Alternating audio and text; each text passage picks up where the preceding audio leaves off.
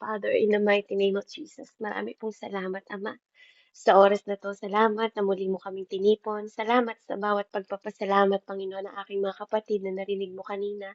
Salamat sa kanilang mga buhay at sa mga tahimik na hindi po nabigyan ng pagkakataon na makapagpasalamat. Sa mga kapatid ko na hindi ko narinig na magpasalamat sa araw na 'to, Panginoon. Nagpapasalamat po ako sa bawat buhay ng bawat isa, Panginoon, na tunay nga, Ama, na Ikaw ang buhay namin. Sa lahat ng oras at sa lahat ng panahon, Panginoon, wala kami kung wala ka. Salamat na hindi ka nagbabago noon, ngayon at magpakailanman. At maraming maraming maraming salamat, Father God, sa lahat, Panginoon, ng pinaranas mo sa bawat isa sa amin, Panginoon, na ikaw ang Diyos na tunay na tapat, na hindi nagbabago, baligtarin man ang tapat, tapat ka pa rin talaga sa lahat ng pagkakataon. It's an honor na mapaglingkuran ka. It's an honor na maranasan namin na mapulpil lahat, Panginoon, ng kalooban mo sa aming buhay, na ang presensya mo saan man kami magpunta ay kasama namin, Panginoon. Salamat sa joy at kagalakan na naranasan ng bawat isa.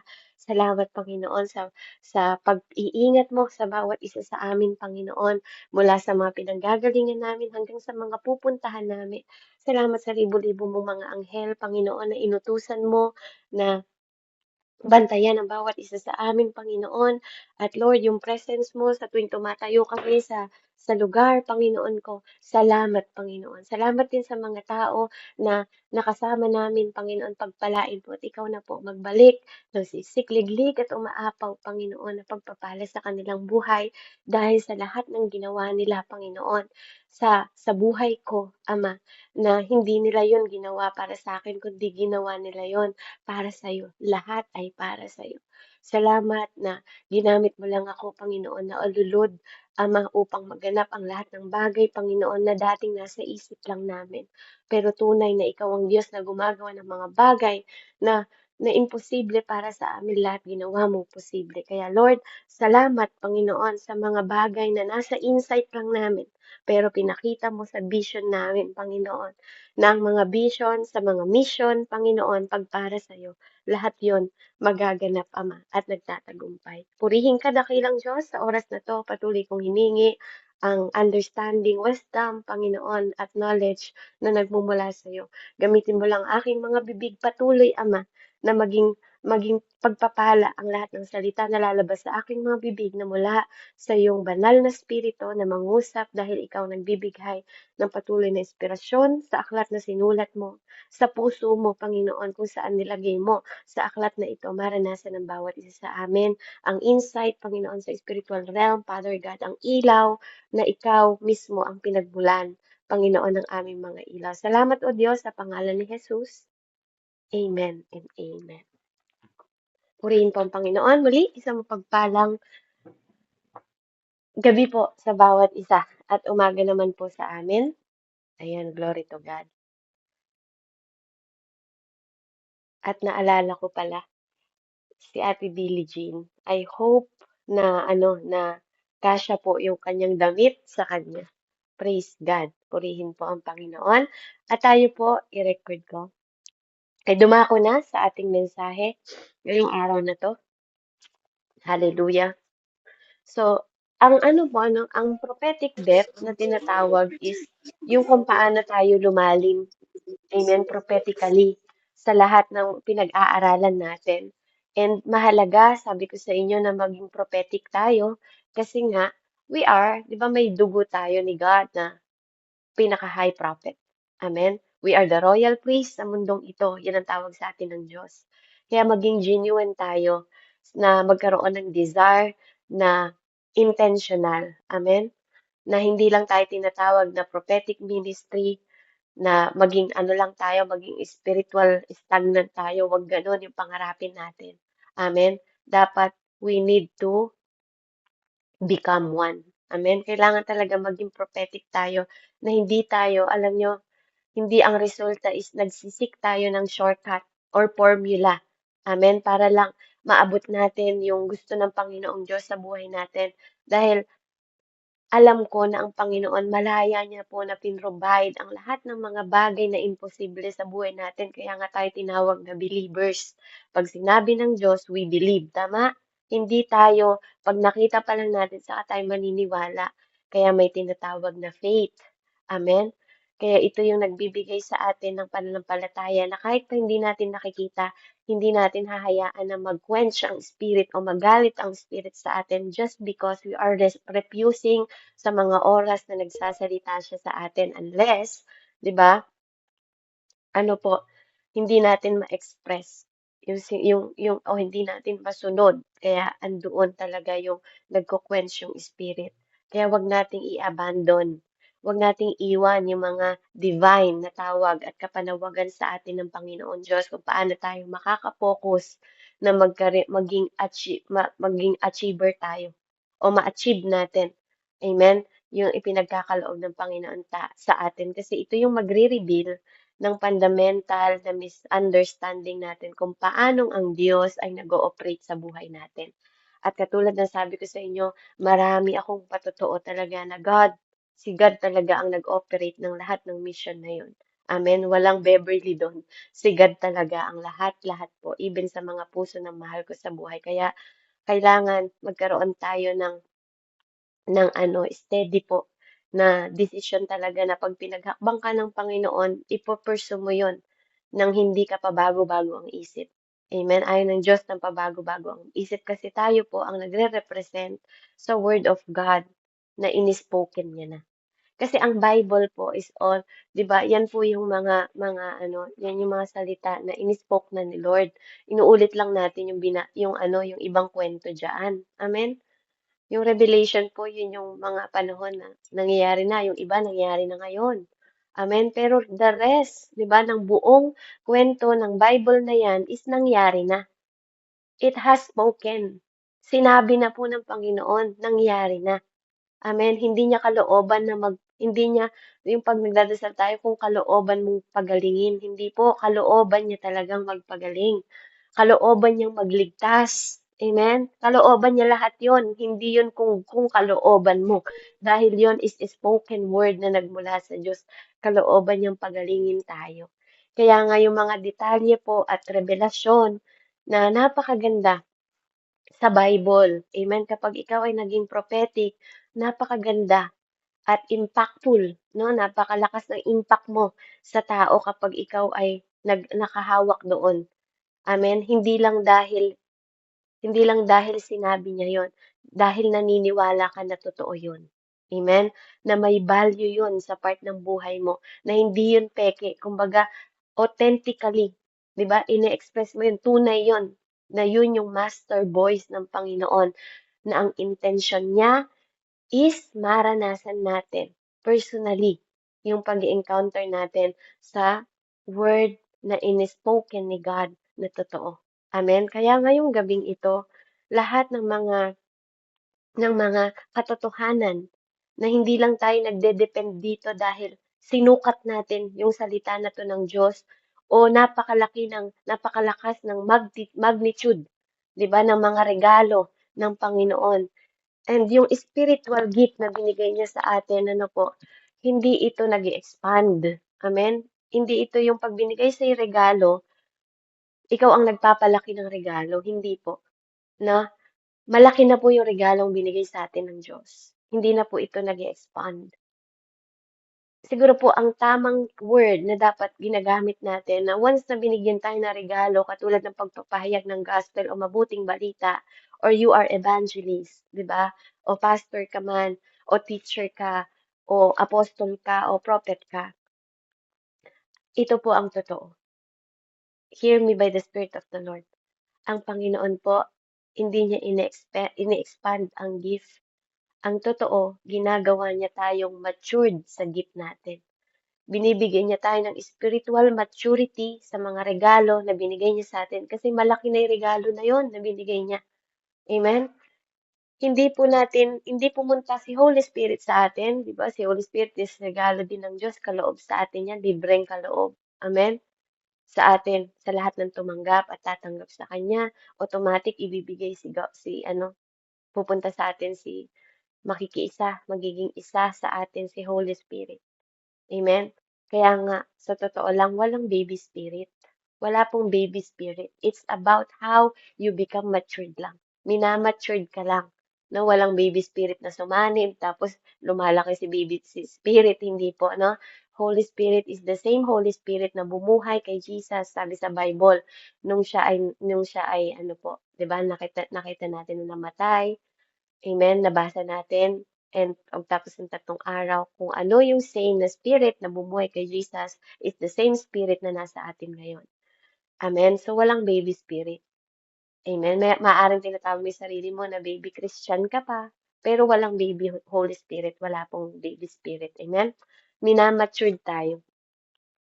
Amen. Spiritual maturity ang ginagawa sa atin ng Panginoon, hindi expansion ng gift. Amen. Ang ginagawa niya tayo, nagiging sensitibo tayo. Pagkatapos kanyang immature, gagawin kanyang sensitive. Amen. Na ma-develop yung regalo niya day by day, 'di ba na atin pong daladala. Kaya kapag meron tayong totoong intimacy at nakikipag-fellowship tayo sa Panginoon, nagkakaroon tayo ng totoo o tinatawag na faithful submission sa kanyang spirit, in His Spirit. Kaya sa pamamagitan noon ng submission na binibigay natin sa Diyos, nire-refine niya tayong lahat. 'Di ba? Nire-refine niya yung ability natin na mag-minister tayo effectively. Amen? Kaya nga, nakakapag-minister tayo sa lahat ng pinuntahan natin effectively. Amen? Dahil sa binigay ng Panginoon at pinagkaloob niya. Kasi minamaster natin yon, nagiging matured tayo, nagkakaroon tayo ng mastering sa sensitivity ng divine flow na ginagawa ng Spirit sa buhay natin. And nag-yield tayo, hindi dahil mayabang tayo because iba ang yabang sa confident. Amen?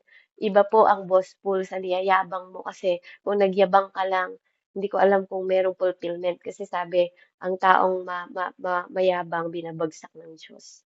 Amen? Pero yung tinatawag na confident ka because nakasandal ka sa kayang gawin ng Diyos at sa kayang i-speak ni Holy Spirit sa'yo through us.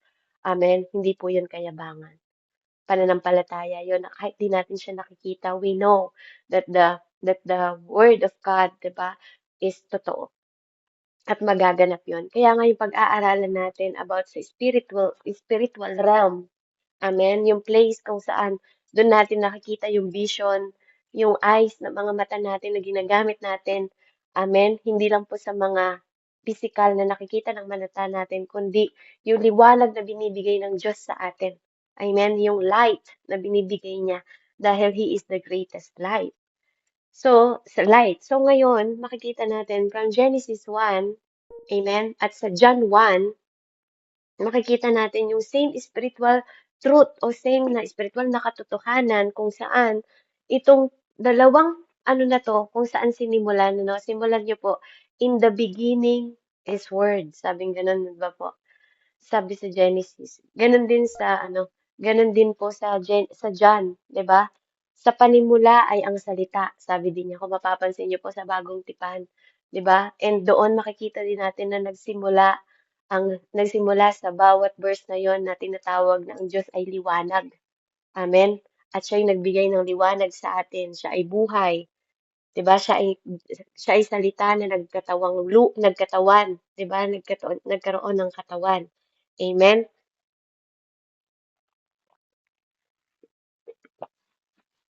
Excuse me po. Ayan.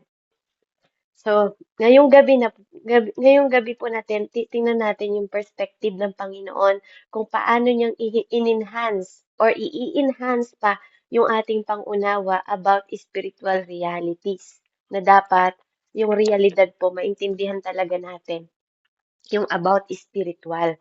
Kasi if God is spirit, sabi ko nga po, kailangan maunawaan natin ng Panginoon. Hindi yung kumokontra tayo, amen, sa mga popular belief. Amen? Hindi dahil ang spiritual realm ay namamana natin. Amen? From the dark. Kung hindi, sabi nga po dito sa scripture natin na yung darkness, 'di ba? Kasi nung nagsimula sa Genesis, 'di ba? Puro kadiliman, 'di ba po ang meron. Walang liwanag, sabi ng Lord doon, 'di ba? Kaya pinanimula ng Panginoon, kunin ko lang po yung Bible ko. na magkaroon ng liwanag. Sabi niya, let there be light. Sabi niya po, doon sa beginning po ng Genesis. Amen? Dahil nakita niya ang darkness. Amen? Kaya praise the Lord. Kaya doon pa lang po sa simula ng aklat ng Panginoon, amen, ng kanyang kwento, talagang andun na po ang liwanag. Kasi nababalot daw tayo ng darkness simula pa lang. Kaya po naglagay ang Diyos ng liwanag. Amen. In the beginning. Nung dinecreate ng Panginoon yung heaven and earth, di ba po? Makikita natin doon, sabi niya sa verse 2, and the earth was without form. Wala daw po siyang hubog and void. Amen? Parang wala pang nabubuo. And darkness, sabi niya doon, no? Sinimulan niya yung salita ng darkness was upon the face of the deep. Amen? Kaya, ito po yung pag sinabing darkness, dun sa scripture po, ang Hebreo ng darkness is choshek, na ang ibig sabihin po is nagsisimbolize ito ng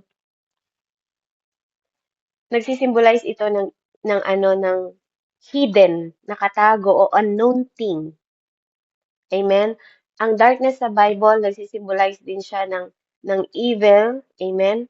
At simply nagre-reflect daw po ng absence of light. Yun yung mga biblical na meaning po ng darkness. But, kung titingnan natin dito sa John, amen, sa verse po ng first chapter ng John, sabi niya po dito, John 1, amen, sabi niya po dito, in the beginning was the Word. Kasi doon nagsimula yung Genesis. Dito rin po sa John 1, sabi niya, in the beginning was the Word, and the Word was with God, and the Word was God. Sabi niya po doon, in verse 2, He was with God in the beginning. Through Him, sabi na po nung nasa John 1 na tayo, sabi niya, sa Kanya, sabi niya, through Him, all things were made. Lahat ng bagay nilikha mula sa Diyos. Amen? Without Him, kung wala siya, nothing was made that has been made. Amen? In Him was life, sabi niya. And that life was the light of all mankind. And the light shine in the darkness, sabi niya po. And the darkness has not overcome it. Amen? Ang darkness hindi nagtagumpay sa kanya. Amen? So makikita natin yung light na nag-shine sa mankind. Amen? Kaya napakahalaga na na pag nagbabasa tayo, hindi lang tayo pinadadaanan ng mata natin, binabasa natin, dapat inuunawa po natin. Amen? So sa kanya daw po, walang darkness at all. Sabi niya sa King James naman ganito yung sabi, sa verse 5, this then in the message which we have heard of him, na narinig natin sa kanya, and declare unto you, at sinabi sa atin, that God is light, and in him is no darkness at all. Amen? So dito sa verse na to, nire-reveal ng Diyos yung God as pure. Amen? Puro. Yung kanyang illuminating light, amen, na tinatawag, is puro po, malinis. Amen? Ay, wait.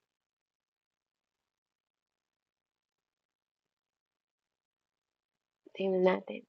Pag sinabi pong illuminating, ito yung tumutukoy to clarify or to explain. Amen? Yung ginagawa niyang, yung bright by shining light on it or light up, yung visible. Amen? Yung mga bagay na visible. Pero nakikita natin na nagsha-shine sila. Amen? So, napakabuti ng Panginoon kasi makikita natin sa kwento po ng First King chapter 8. Ingat, ingat! Amen? Sa First King po chapter 8, makikita natin dito, verse 12, kung paanong nag-speak si Tatay Solomon. The Lord, sabi niya doon, First King, sa Tagalog po, chapter 8, Tagalog. Sinasabi niya dito na ang Diyos daw po, sabi niya, the Lord said that He would dwell in the thick darkness. So sabi niya doon, ang Panginoon daw po, amen, ay magpapahayag, sabi sa Tagalog, basahin natin sa Tagalog.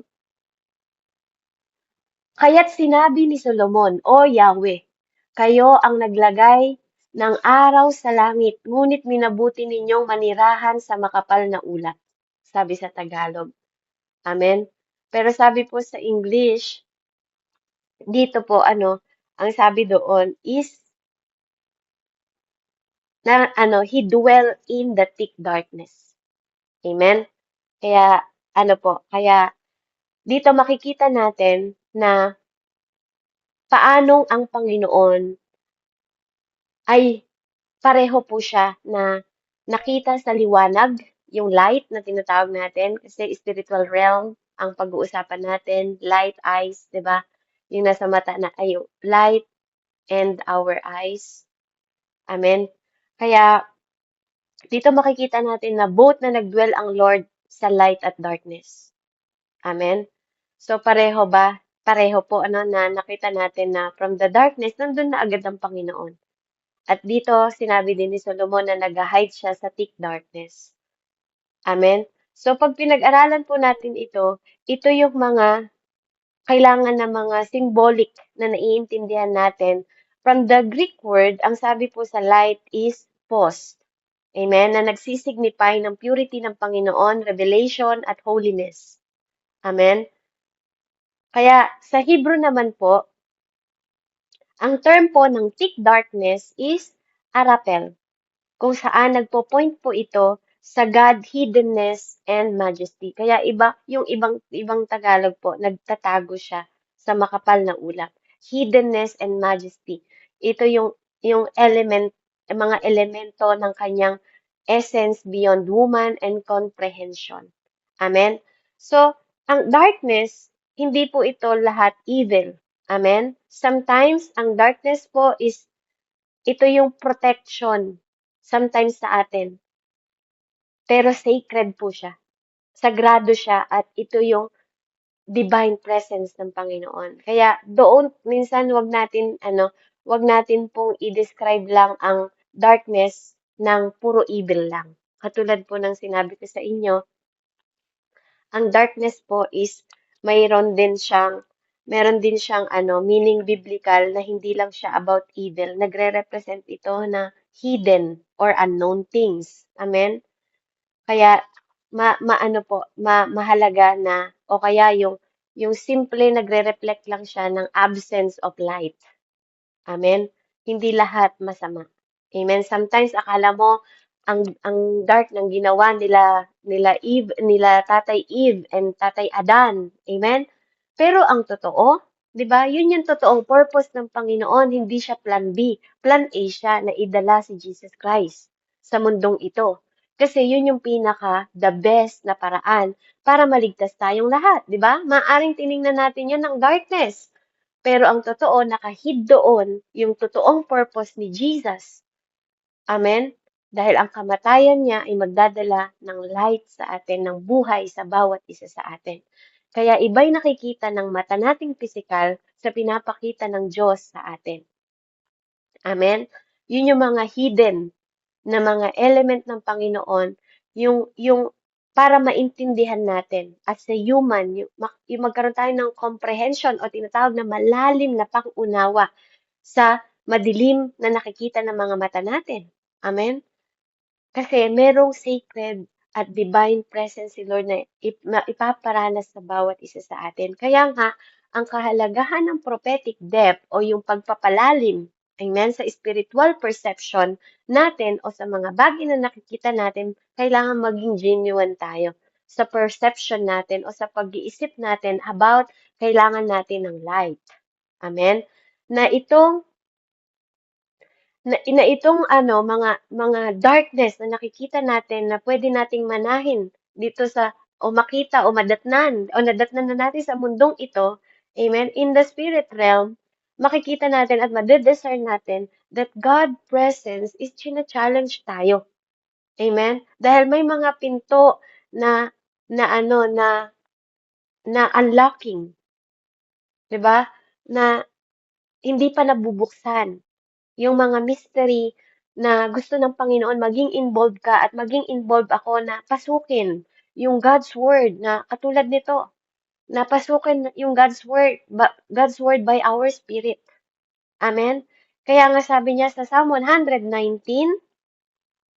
119 verse 130, sabi niya po dito, the entrance of thy word given light. Amen. It given understanding unto simple. Amen. So sabi niya po sa Tagalog, sa Psalm 119, verse 130 po.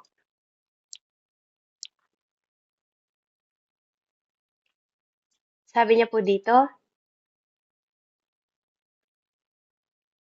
ang liwanag ng turo mo'y nagsisilbing isang tanglaw. Nagbibigay dunong ito sa wala pang karanasan. Amen? So, purihin ng Panginoon. Ang Hebreo po ng entrance, yung word, sabi niya dito na, your word.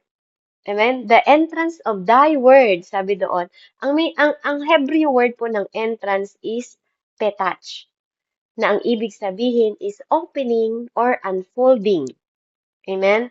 Ito yung nag-i-indicate sa spiritual illumination natin para makita yung ilaw. Sabi nga, yung illumination yung pinapakita sa atin.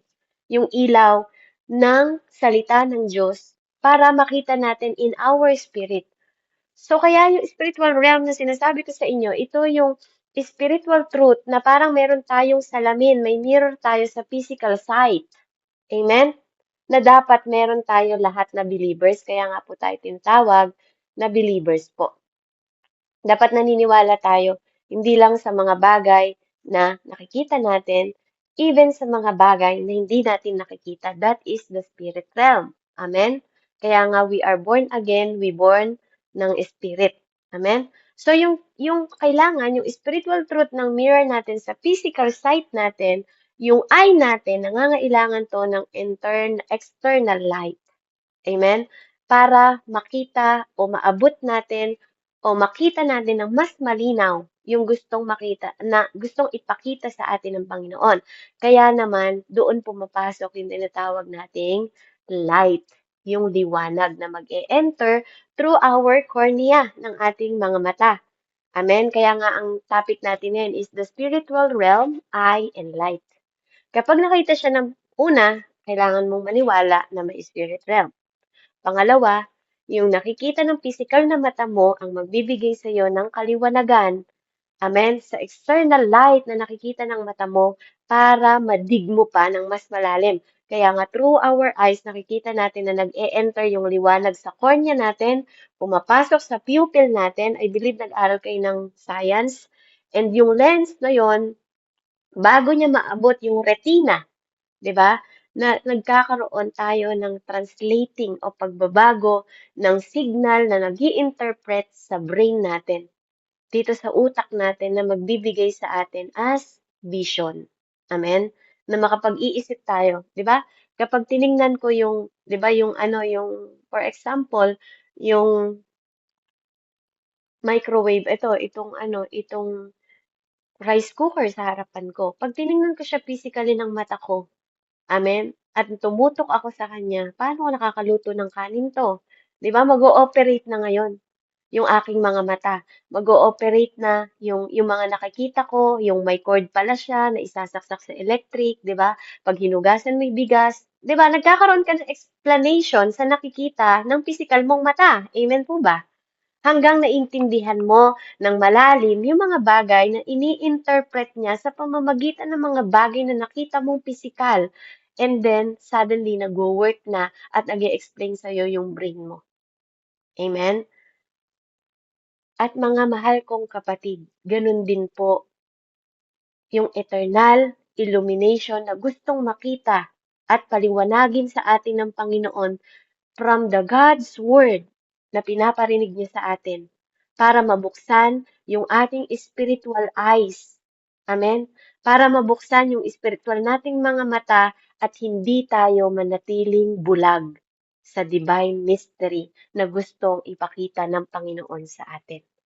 Kaya nga sa biblical, kapag tayo ay nag-aaral ng salita ng Diyos, pabuklat nga po sa Second King, yung maganda pong magbasa, yung dire-diretsong magbasa, Second King 6:15 6 po, 15 hanggang 17, pahanap po.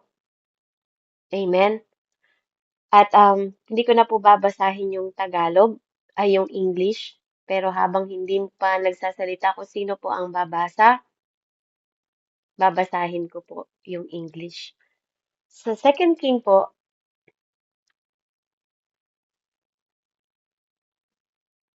chapter 6.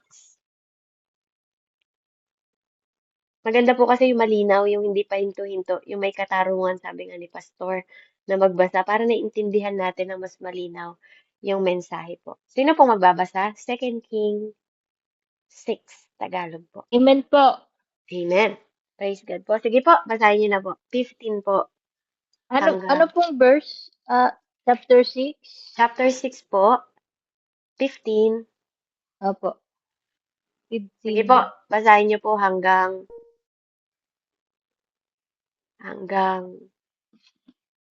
22.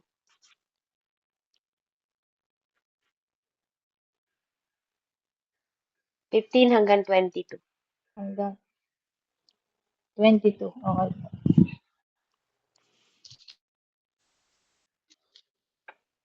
Okay.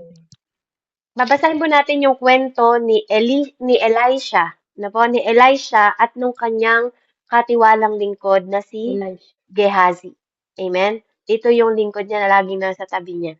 Sa Second King chapter 6 po, yung servant niya na laging nasa kasama niya po. Amen? Amen? Nakita niyo na po? Amen po. Verse 15. Kinabukasan ng umaga, lumabas ang katulong ni Eliseo at nakita niya ang maraming kawal, ang mga kabayo at karwaheng nakapaligid sa lungsod. Sinabi niya, Guro, paano tayo ngayon? 16. Sinabi ni Eliseo, huwag kang matakot, mas marami tayong kakampi kaysa kanila. 17. At siya'y nanalangin, Yahweh, buksan po ninyo ang kanyang paningin nang siya'y makakita. Pinakinggan ni Yahweh ang kanyang panalangin at nakita ng katulong ni Eliseo na ang bundok ay punong-puno ng mga kabayo at karwaheng apoy na nakapaligid kay Eliseo. 18.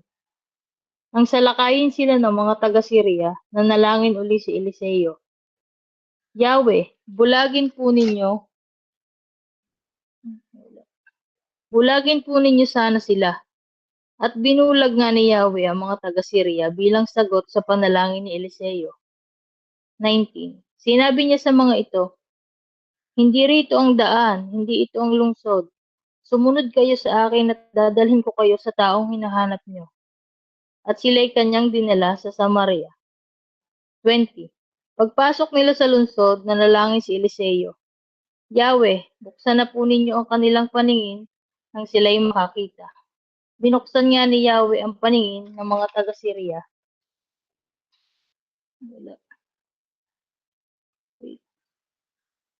At nagulat sila nang makita nilang sila'y nasa loob ng Samaria. 21. Nang makita sila ng hari ng Israel, 2 beses nitong itinanong kay Eliseo, papatayin ko po ba sila? 22. Sumagot siya, huwag, mahal na hari, hindi nga ninyo pinapatay ang mga nabibihag ninyo sa digmaan. Sila pa kaya, sa halip, pakainin ninyo sila at painumin. Pagkatapos ay pabalikin sa kanilang hari. Amen po. Amen. Praise God. Buklat ka naman ate sa susunod sa Second King po. Second King verse 5. Mamaya po, explain ko lang po to. So dito po makikita niya, amen, makikita nating lahat kung paano po pinaunawan ng Panginoon yung demonstrating, yung pagde-demonstrate niya sa spiritual sight na sinasabi ko sa inyo. Na makikita natin from physical perception na nakita ng mata nung lingkod niya na si Gehazi, amen, ng lingkod niya yung clarity na, 'di ba, parang walang pagkapanalo yung mangyari sa kanila kasi nakapalibot po sa kanila yung mga kalaban. At itong servant po ni Prophet Elisha, amen, makikita natin dito na hindi niya masustain yung elevated na spiritual sight, yung paningin, amen, ng spiritual sight. So may mga tao na gano'n, 'no, even ngayon, napapractice po at nagiging matured ang spiritual sight natin, mga kapatid. Hindi puwedeng wala kayong nakikita. Amen? Hindi puwedeng puro kayo vision, nananaginip kayo, pero wala kayong malinaw na explanation. Amen? Kailangan mabuksan ang prophetically, kailangan talaga meron tayong vision. Hindi puwedeng nakikita mo yung kalaban na marami. Amen? Ginagamit mo lang yung vision mo sa mata, pero hindi mo ginagamit yung spiritual sight mo. Ang tanong ko po, ano, nakikita niyo maraming problema sa buhay ninyo. Pero sometimes hindi mo ginagamit yung vision mo spiritual na walang bagay na imposible sa Diyos. That is the truth. Amen? And sometimes ganun tayo. Minsan hindi kaaway. Yung mga problema, pagsubok, pinapabagsak na tayo kasi bakit? Hindi tayo marunong tumingin spiritually. Pag nakita na natin sakit natin, akala natin kamatayan na ang susunod. Pero hindi ba natin nakikita yung vision ng Panginoon na sinasabi sa atin, amen, na gusto niya tayong pagalingin. Kalooban niyang pagalingin tayo. Amen? Yun yung mga clarity na sinasabi natin mananampalataya tayo pero minsan we are blind. Bulag talaga tayo. May paningin ka pero hindi mo nakikita yung kayang gawin ng Diyos sa'yo. Naduduwag ka kasi laging physical na mata mo ang ginagamit mo. Kaya wala kang makitang kaliwanagan na binibigay ng Diyos. Puro physical eyes ang ginagamit mo. Hindi mo makita yung liwanag na tinatago niya hidden in the darkness. Amen? At ganun yung nangyari dito sa lingkod. Amen? Kaya ipinanalangin ni Elisha, ni Prophet Elisha, kapag tayo ay lack o kulang tayo sa deep, sa rooted, ang daming mga taong naririnig ko na mga Kristiyano, magpalalim kayo. Pero pagdating na sa pagsubok, hindi mo na makita ilalim. Basa ng Bible, araw at gabi. Pag dumating na yung pagsubok, hindi mo na makita kung saan napunta yung binasa nila. Mga kapatid, hindi biro at hindi po laro ang gustong ipahayag sa atin ng Panginoon sa mga oras na to. Dahil ito ang magsusustain ng eternal life sa atin. Kasi kung ngayon pa lang lantutay ka na Kristiyano, kaya gusto ng Lord that God's Word is mag-enlighten sa buhay natin kasi ito ang katotohanan na magliligtas sa atin. Kaya tinawag tong manual. Ito mag-elevate sa spiritual sight natin para makakita tayo at magpapalalim sa mga shallow natin na paniniwala o mga mabababaw nating pananampalataya sa Diyos. Kaya nga habang ito si Elisha, pinagmamasdan niya yung kanyang lingkod. Amen? Alam na ng Diyos na protektado siya. Alam na ni Elisha na protektado siya ng Diyos. Amen? Kahit bago pa lang siya gumising, bago niya makita yung mga sasalakay na yun sa kanya, dapat ganun tayo, mga kapatid. Bago pa lang dumating yung pagsubok sa atin, alam natin na may Diyos tayo na magpoprotekta sa atin. Do you think pera ang nagpoprotekta sa tao? Do you think malaking bahay ang nagpoprotekta sa tao? Do you think yung mga trabaho ninyo o hanap buhay ninyo ang nagpoprotekta sa atin? Do you think kayo ang nagpapalakas ng katawan ninyo at nagdudugtong ng buhay ninyo? Kaya kayo nasa tabi ng mga anak ninyo? Nasa tabi ng asawa ninyo? Do you think kayo ang proteksyon ng pamilya ninyo? May totoo, may tunay na nagpoprotekta sa kanila kahit malayo kayo. Kahit malayo ako, hindi kayo ang proteksyon ng pamilya ninyo. Pag hindi totoo ang pinagsasandalan nyo ng proteksyon, kawawa tayo. Tapos tinatawag natin sarili natin na Kristiyano o believers. Kaya itong mga visible confirmation na nakita ng servant niya na kailangan niyang makita yung physical ebidensya. Kasi maraming mananampalataya na gusto nakikita muna bago maniwala. Maraming ganun. Tanungin niyo po yung sarili ninyo, are you believers talaga? ng Panginoon? Talaga ba na nagtitiwala kayo sa katotohanan na sinasabi ng God's Word? Kasi sinabi ko kanina, ang God's Word, ang sabi ng Diyos, ito'y nagbibigay ng liwanag sa mga vision natin. Dahil ito ang katotohanan. O gusto nyo rin ng physical evidence para maniwalang mabuti ang Diyos? Pag may nangyari lang na mabuti sa inyo, sa kanyo nasasabing mabuti ang Diyos. Paano kung hindi mabuti nangyari sa inyo? Masasabi rin ba nating mabuti siya?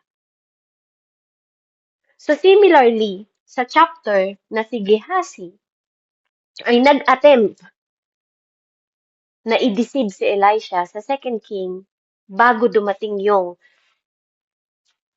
oras na yon na binasa natin kanina sa Second King verse 5:25 hanggang 27, dito ni-reveal yung mababaw na pangunawa ng kanyang servant sa kanyang spiritual foundation.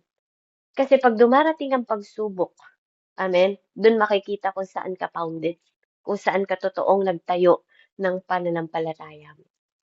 Makikita natin yung naging resulta kung bakit nagkaroon siya ng leprosy. Amen?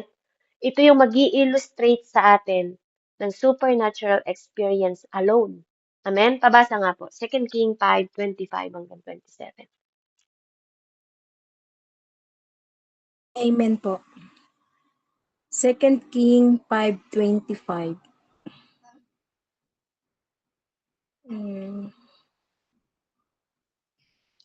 Pagkatapos bumalik siya sa kaniyang Panginoon, tinanong siya nito, "Saan ka galing, Gesi?"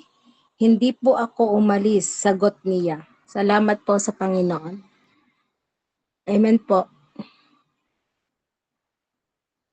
Hanggang 27 po, may. 20 po.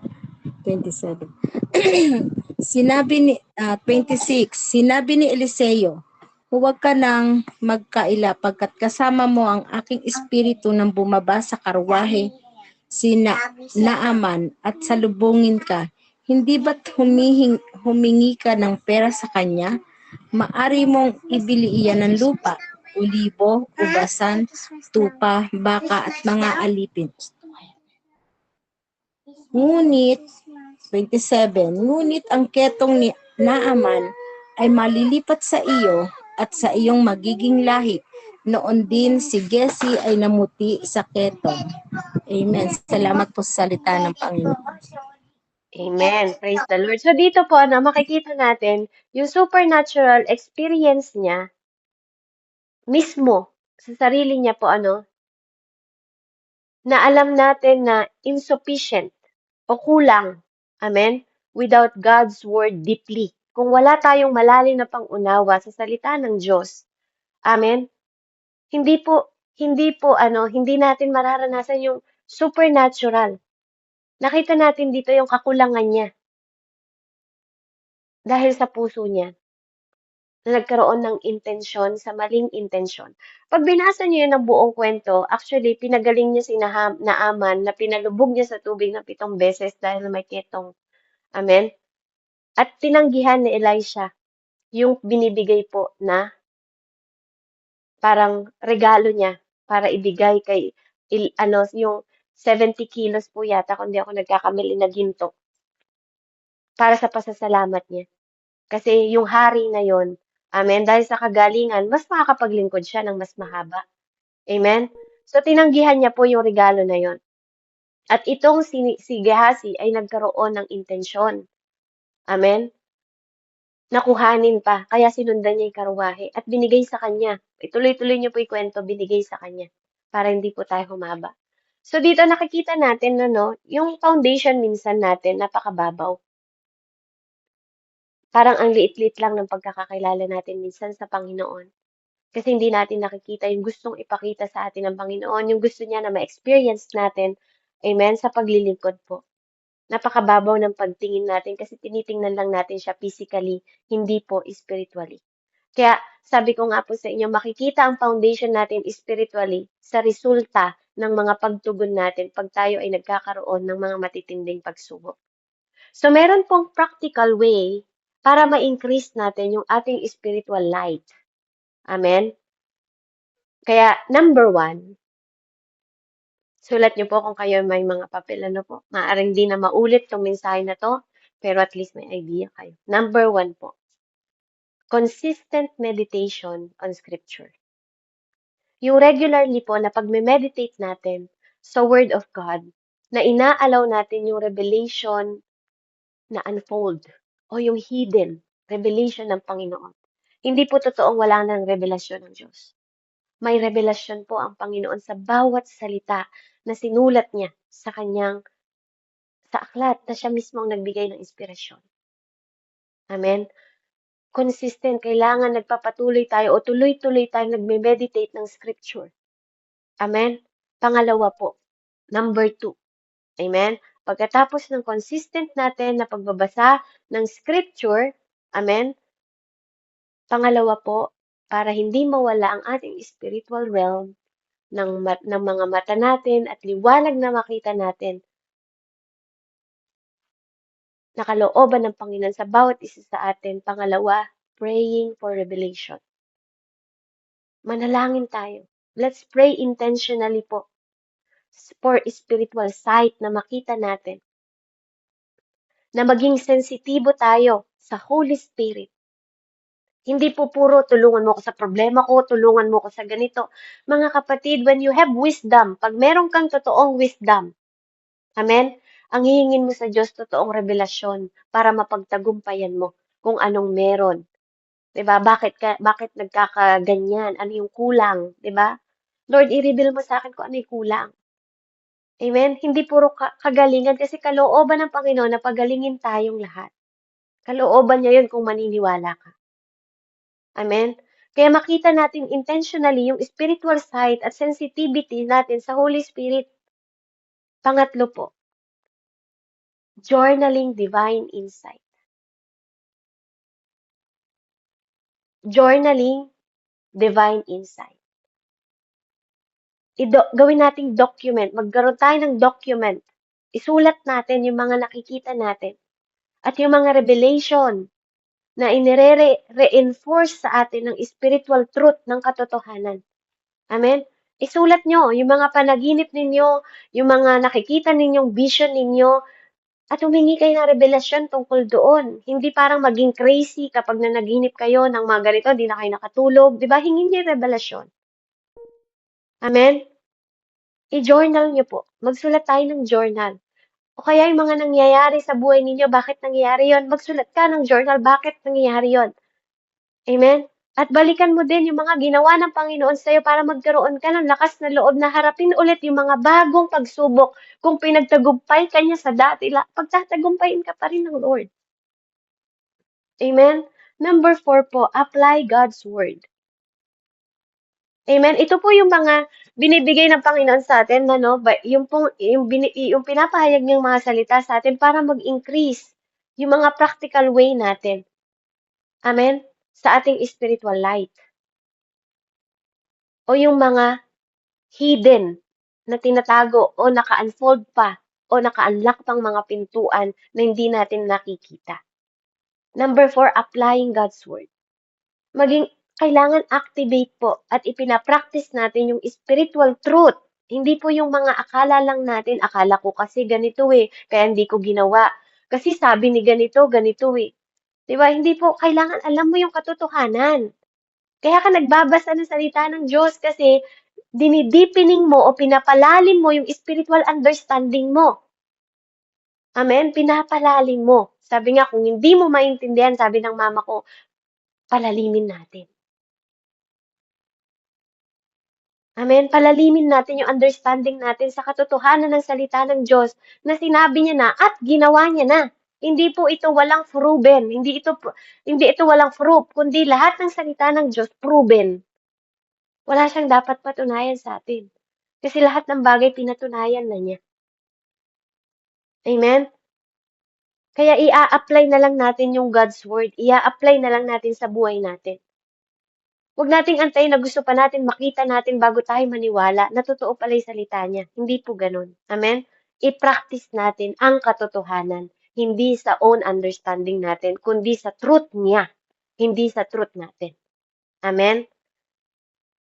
Go deeper. Number 5, accountability and fellowship. Makipag-engage po tayo na merong spiritual maturity sa mga believers para may guidance tayo. Hindi yung nag-aaral tayo mag-isa. Walang taong nag-aaral mag-isa.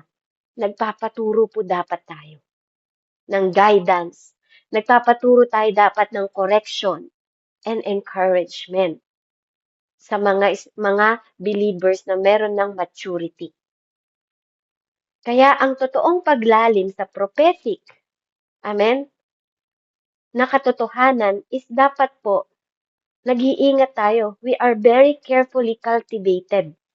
Nag-iingat tayo sa paglago natin, hindi po ito minamadali. Na gusto mo agad, buto ka pa lang, gusto mo, puno ka na may bunga. Wala pong ganun. Walang shortcut ang spiritual.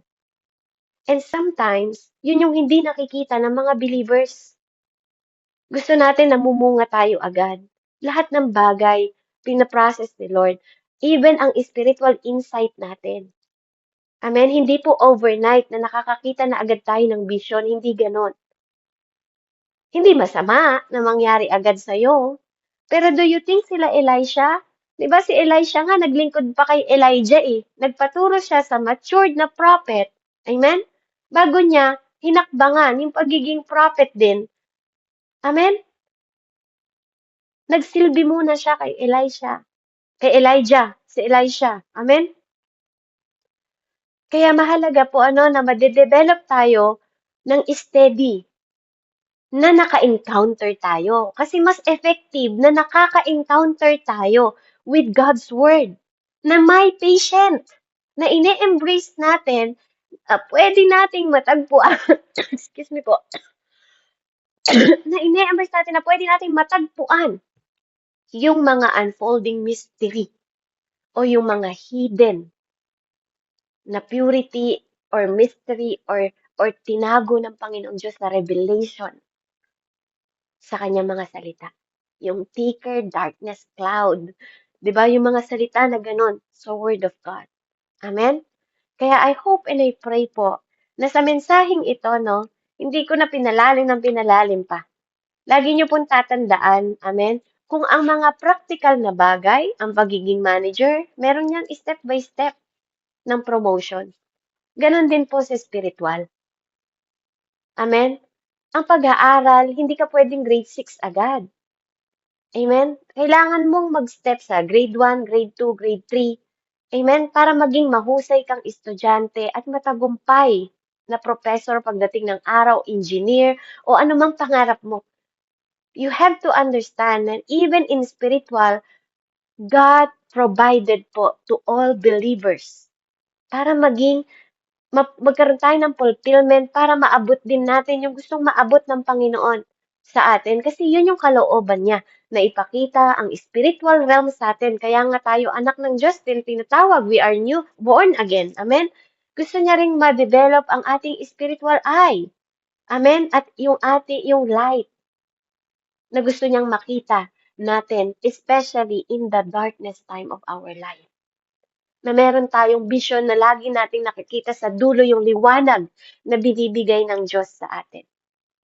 Kailangan yun yung accurate, 'di ba? Steady siya na pinupursue natin to represent the word of God na inispoken niya na sa'yo at sa akin. Na pangako na niya sa'yo at sa akin. Na fulfillment na sa'yo at sa akin even noon pa na hindi ka pa pinapanganak.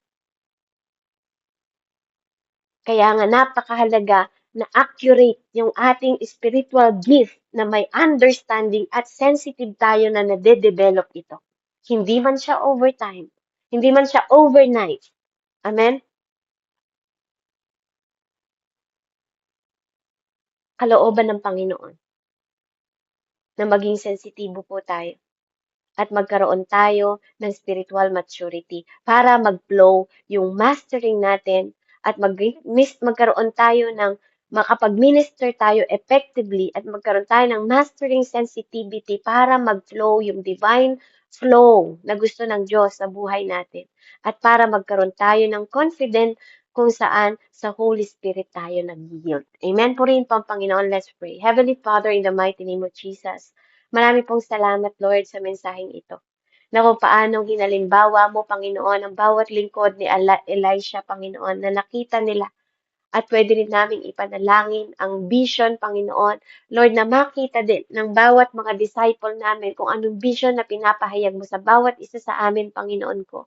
Na ituro mo rin sa amin sa mga wala pang insight, O God, at makita ang spiritual realm ng mga mata namin, isa spiritual sight, Panginoon ko, na pinagkakaloob mo sa bawat isa sa amin upang makita namin ang liwanag ng katotohanan ng banal mong salita, O Diyos, na in the beginning pa lang, Word was there, and you are there, Panginoon. And even from now, Panginoon ko, ngayong oras na to, nandito ka pa rin, na nagtuturo, nagtutuwid, nagko-correct sa amin, to mature us, to process us, Panginoon, sa isang makabuluhang divine calling mo, Panginoon, sa bawat isa sa amin, Ama. Kaya, Lord, patuloy kong itinataas ang buhay ni Mami Ludi, Kuya Fred, Tita Annalisa, Ate Ann, Ate Eve, Nanay Andrea, Ate Rubilin, Ate Therese, Kuya James, Pastora Ami, Ate Ninya, Nanay Selena, Nanay Heidi, Ate Jeneline, Kuya Raymond, Kuya JB, Ate Joy, Panginoon, at mga kapatid pa namin, Ama, na wala dito na Lord, dalangin ko po, Panginoon, na mabuksan ang aming spiritual eyes, Panginoon ko, na makita namin yung insight, Lord God, na tinago mo, hidden, yung mga mystery, Father God, yung mga revelation, O God, ng yung mga banal na salita na mag-field sa bawat spirit ng bawat isa sa amin, Panginoon, upang maliwanagan kami sa totoong revelasyon ng iyong mga banal na salita sa aming buhay, na malakaran namin to, Panginoon, at mag-flow ito naturally, Father God, na accurate, Father God, na nauunawaan namin ng malalim, hindi lang puro sa salita, kundi, Lord, yung applying namin sa word mo because your word is the truth. Amen. In the mighty name of Jesus. Maraming salamat po na dinedevelop mo ng aming maturity, ang aming sensitivity to develop, Father God, na magkaroon kami ng impact sa mundong ito at epektibong pagpapahayag kapag lalakad namin na dala ang liwanag ng gospel, Panginoon, ng good news, Panginoon ko, na ikaw mismo ang nagbigay ng karapatan sa amin na maging liwanag at asin sa mundong ito, hindi lang sa church namin, kundi saan man kami tumungtong, Panginoon ko, ay dala namin ang liwanag na nagmumula sa iyo na hindi nalilimitahan, Ama. Saan man kami magpunta, saan man kami maparoon, Panginoon, dala namin ang presensya mo in the mighty name of Jesus. And Lord, sa mga panahon na ma-encounter pa namin in the future, Father God. Masamahan mo kami, Ama, hallelujah, na maging mas higit na matatag kesa dati, higit na mas malakas kesa dati, higit na magkaroon ng malalim na pangunawa kesa dati, Panginoon, at magkaroon kami, Ama, ng ability na ma-refine pa, hallelujah, in the mighty name of Jesus, na mag-minister kami ng epektibo at ma-master namin ito para mag-flow ang divine, Panginoon, na kapanawagan mo, divine calling mo sa bawat isa sa amin. Puring kadakilang Diyos sa pinakamataas na pagsamba. Maraming salamat po sa pinagkaloob mong spiritual gifts sa bawat isa sa amin. Sa pangalan ni Jesus, patuloy naming maparangalan ang iyong pangalan for the sake of your name. In the name of the Father, the Son, and the Holy Spirit, I pray. Amen and amen. Glory to God po and God bless po. Back to you po, Nay. Amen. Praise God. Nagpapasalaw si Sister Andrea. Glory to God sa buhay mo, Nak Beverly, no? Ayan. Tayo pinagpala na naman sa Word of God na ating napakinggan. At nawa ito'y ating mahakbangan. So, salamat sa Diyos sa buhay mo at pagpalain ka ng Panginoon.